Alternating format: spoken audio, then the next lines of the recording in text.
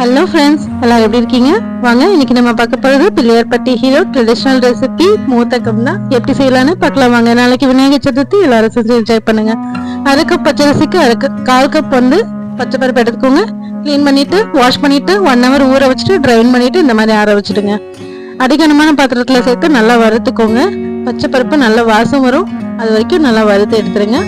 நல்லா ட்ரை ஆனதும் எடுத்து மிக்ஸி ஜார்ல சேர்த்து குறைன்னு அரைச்சிக்கலாம். நம்ம கொஞ்சம் ஆற விட்டுடுங்க. நான் சூட்டோட அரைச்சிட்டேன்.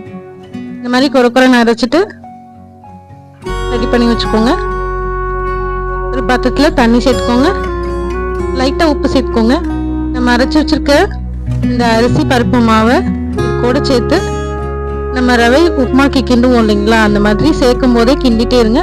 அதாவது உருண்டை பிடிக்காம இருக்கும். வெள்ளத்தில் தண்ணி சேர்த்துட்டு வச்சுக்கோங்க. மண்ணுக்கல் இல்லாம வடிகட்டுறதுக்காக நம்ம ரெடி பண்ணிக்கலாம். இது நல்லா திரண்டு வந்ததுக்கு அப்புறமா இல்ல வடிகட்டி சேர்த்துருங்க.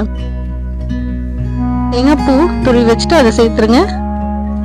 ஒரு ஏலக்காய் தூள் கொஞ்சம் சேர்த்துருங்க. நல்லா மிக்ஸ் பண்ணி கெட்டியாகிற வரைக்கும் நல்லா மிக்ஸ் பண்ணிட்டே இருங்க. நல்லா இன்னும் கெட்டியாகணும். மூடி வச்சிருங்க. இன்னும் நல்லா கெட்டியாகணும்.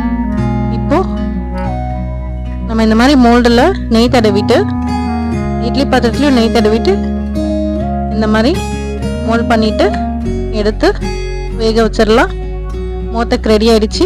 சாப்பிட்டு பார்த்து எப்படி இருக்குன்னு ஞாபகமாக கமெண்ட் பாக்ஸில் சொல்லுங்க. என்னோட சேனல் பிடிச்சிருங்கன்னா லைக் பண்ணுங்க, ஷேர் பண்ணுங்க, கமெண்ட் பண்ணுங்க, சப்ஸ்கிரைப் பண்ணுங்க. ஞாபகமாக பெல் பட்டன் கிளிக் பண்ணுங்க. என்னோட வீடியோஸ் அப்போ அப்டேட் ஆகும்.